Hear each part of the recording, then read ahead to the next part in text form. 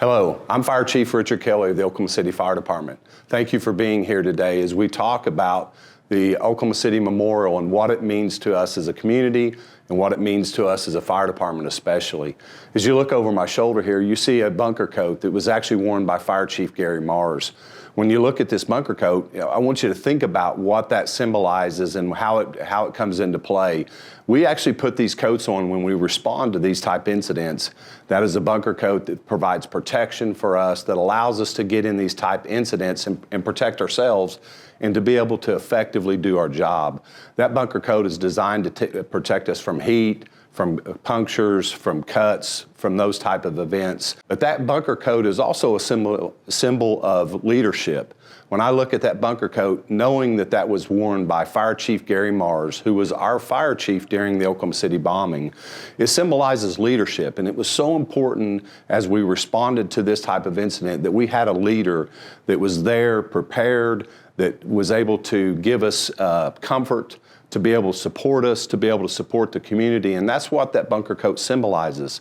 And when we look at the memorial and we think about leadership and what that means, it's so important that we understand that leadership involves you being involved in your community, involves you being involved in your family.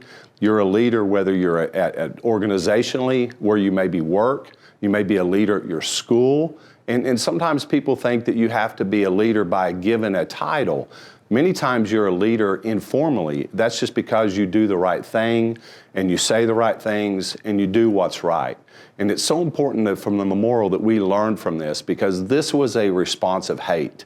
This was someone that was trying to bring hate in and to trying to destroy the government and make things look bad.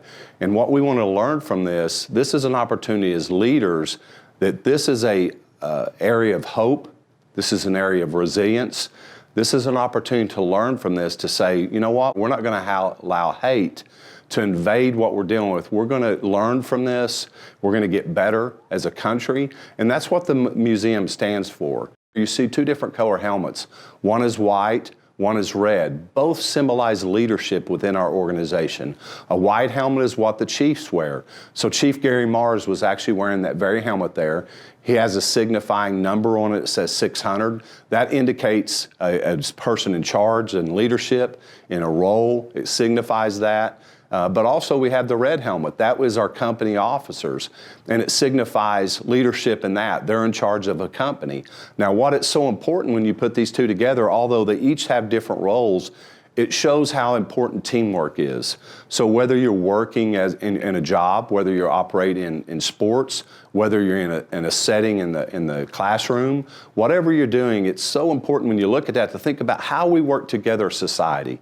We have to work together as a team. I look at it as a city, as a state, as a nation. We're all a team that comes together, that takes care of each other, and that's what happened here as well. We talk about the Oklahoma Standard.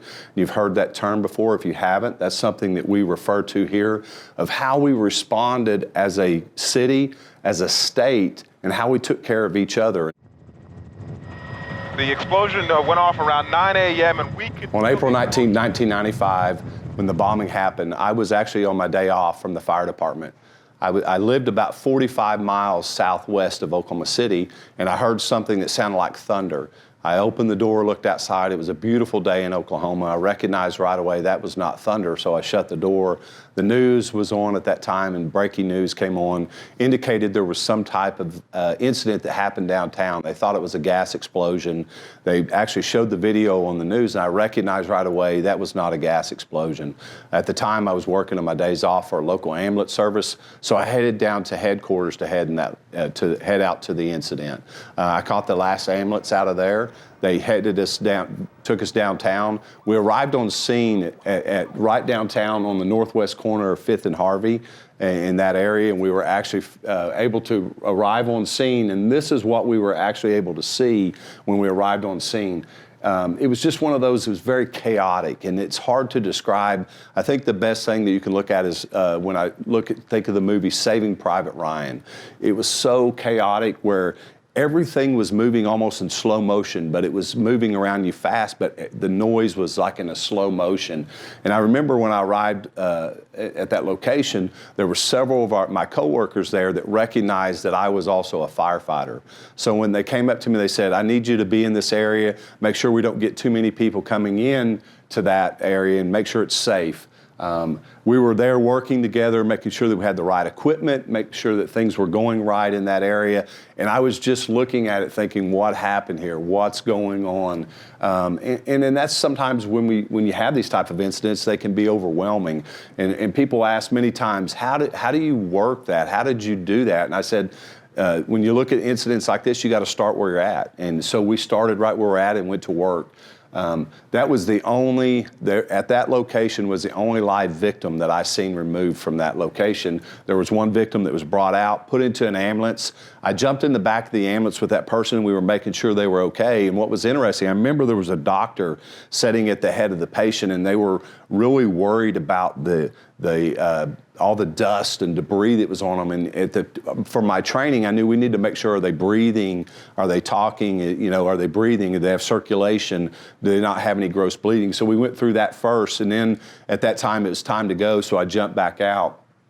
And we're working in that area, so many things going on, people were coming out, and they would come up to you and you're just face to face, but they would yell at you and because there was so much going on, and it was just a heightened awareness. And we worked there for a long time. I don't remember the time frame, but as we're working there, at one point, everybody just started into a run. And everybody started running, and my natural instinct, I started running with them. So we started running to the west, and we were running back west towards the Regency Tower, which is a large tower west of the location of the bombing site. And as we're running, I remember I'm running on the ground, I look down and I see this large axle. And this is the actual axle that's laying there on the ground, and I'm thinking, wow, what is that? I just remember running by it. And the significance of that axle, that was the axle from the Ryder truck. This was very significant in the investigation and the process, but I can still remember that and seeing that as I ran by it. So it's so surreal when I see that, and I see exactly what it looked like laying on the ground. I remember the red vehicle there. So there's so many things that was so vivid. We recognize everybody that goes through and responds and deals with this has to go through some type of behavioral health, some type of resiliency training or debriefing. So we did what we call critical incident stress management. And that's where we actually went through and talked about what we did. And that was to help us deal with these type of stressful situations. So I want to encourage you, if you're dealing with something like that, as professionals, we had to talk to someone. I encourage you to do that as well. It's so important that you talk to someone. You don't let that bottle up inside of you. And that's what we recognize in this. We can't allow us to do this because that can affect us for the rest of our lives. So it was so important that we learned in this incident. We still use it today in everything that we do. It's extremely important we do that. You have to learn from this type of incident of how we get stronger, how we become more prepared, and how we make a difference in our world. And what I would like to do is challenge you. How can you make a difference in your world? Is that by being nice to someone? Is it by opening the door? Is it smiling to somebody? Is it saying, you look nice today? Whatever that is, I challenge you to do something nice to make a difference in the world that you live in.